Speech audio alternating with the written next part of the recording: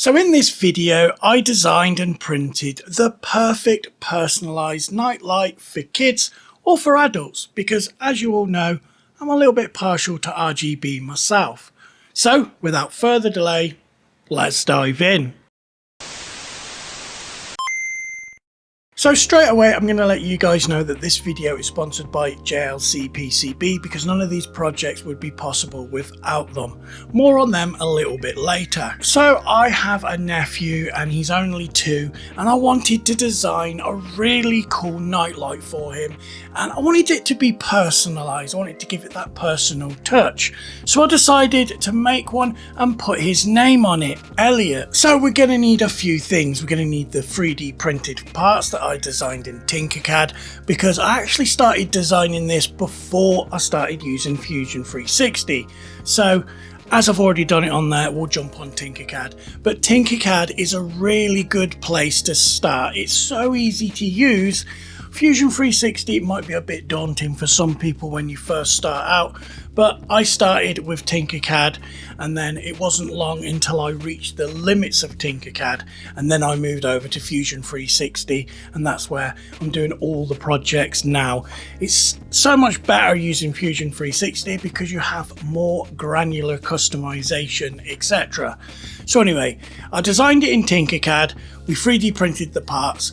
And there's a couple of other bits and bobs we needed, like one of my RGB boards and then the ESP32 and a USB stick. So first of all, before we look at any of the parts, let's jump on Tinkercad and have a look at how I designed this really cool nightlight. So as you can see, this design is made up of 3 parts. We have the main sphere, we've got the base, and then of course we've got the name that we're going to be putting on there. Now the base is relatively simple. We have a bar going across the top, which is where the LED board's going to go. We have a hole at the back for the USB cable, and then of course the ESP32 will just sit underneath. Now how I made this sphere, I just basically made a normal sphere with this sphere tool, and ignore me stretching it here because yeah, you have to actually type in the dimensions properly.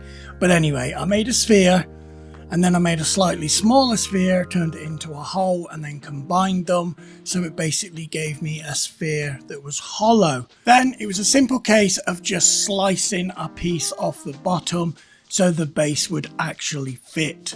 Then you just print both parts in PLA that's a little bit translucent like the eSun PLA Plus in white. Even though not advertised as translucent, it does let a lot of light out and it looks really cool. So now we have our parts we need to print. Let's go ahead and print them. So as I said at the start of the video, this video is sponsored by the amazing people over at JLCPCB. This video wouldn't be possible without them, so let's quickly talk about them.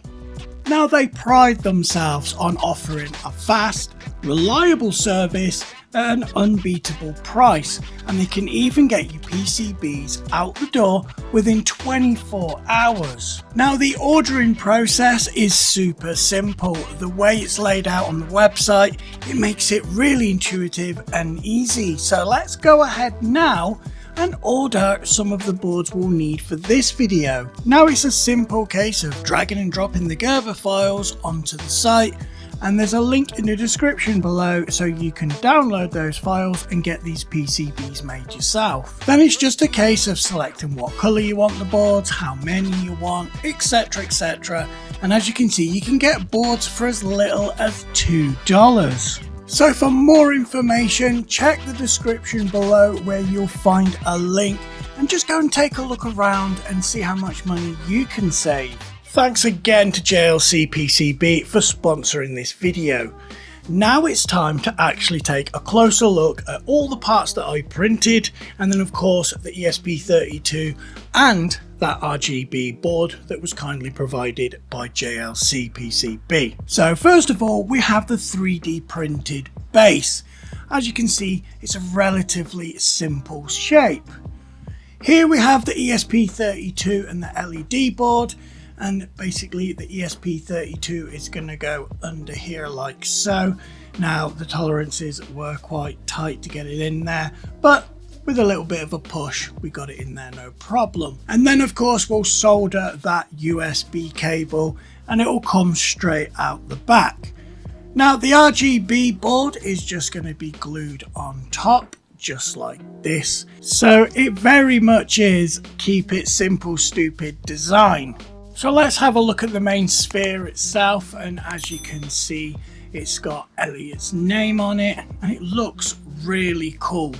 I'm actually quite impressed with the finish. So I guess it's a good time to tell you what printers I'm using.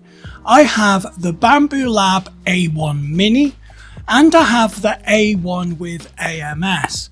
They're really good printers and I highly recommend them. The A1 Mini is perfect for beginners. You can't go wrong with it. I've never had a bad print out of it. It looks absolutely amazing. So as you can see, the sphere is just going to go on top of the stand, and this is pretty much what it's going to look like. So we're going to zoom through this because we don't need to see me wiring up yet another ESP32. If you do want a full guide, click in the top right hand corner and you'll have the full WLED and ESP32 guide. So looking at the final results, as you can see, it looks amazing. I'm really impressed and I'm really glad I decided to make this. Now this was another easy fun project to do, and if you guys want me to do a video on Tinkercad on the basics and how I got started with it, then let me know in the comments below and I'll definitely get that video put together for you. But anyway, my sister said that she's going to be putting this in his playroom because they've just moved into a new house. So congratulations on the new house. I hope everything's going well. And because this house has more bedrooms than the previous one, he can actually have 2 rooms, one for play and one for sleeping, because we all know how kids get distracted when you put them to bed and all their toys and everything are all there. They just want to play with everything. So I actually think that's a really good idea, and I can't wait to see his face when we get this all set up in his playroom. So that's going to be awesome. So just to let you guys know, the STL files are on the Maker World website. There's a link in the description below where you can download them for free. Now it's just the base and the main sort of sphere top, because having the personalized name is something that you're going to have to make yourself, but if you don't want a name on there, then that's going to be nice and easy for you. Just print the sphere, print the base, and then you can get everything wired up.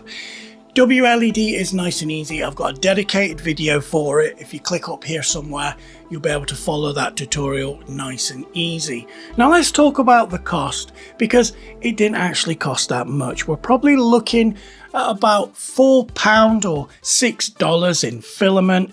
The ESP32s are about $6, and in the UK they're about £8. The RGB boards, you can do things a few different ways. There's Gerber files in the description, of course, because I just share everything for free, so you guys can just get these PCBs done yourself from JLCPCB, and you can have them with or without the LEDs, making it super easy for you. But you can actually get those boards without the LEDs for as little as $2, and it's quite simple to put the LEDs on yourself if you've got a stencil or something like that, or if you just want the easy route, of course you can just get them to assemble them for you. There is a minimum buy of 5 PCBs, but trust me, I've got so many cool projects coming that are going to use that exact board, just like we did with the headset stand and the control pad stand. They use exactly the same boards as well. So that's 2 projects with the same board, and I'm telling you, there's going to be lots more coming in the future using that exact same board. I've got like 30 of them here.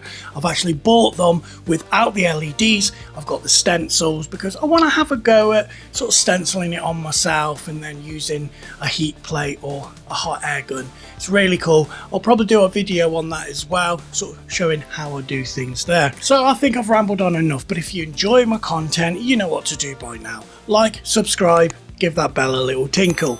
I'm JP, and as always, I'll catch you in the next one.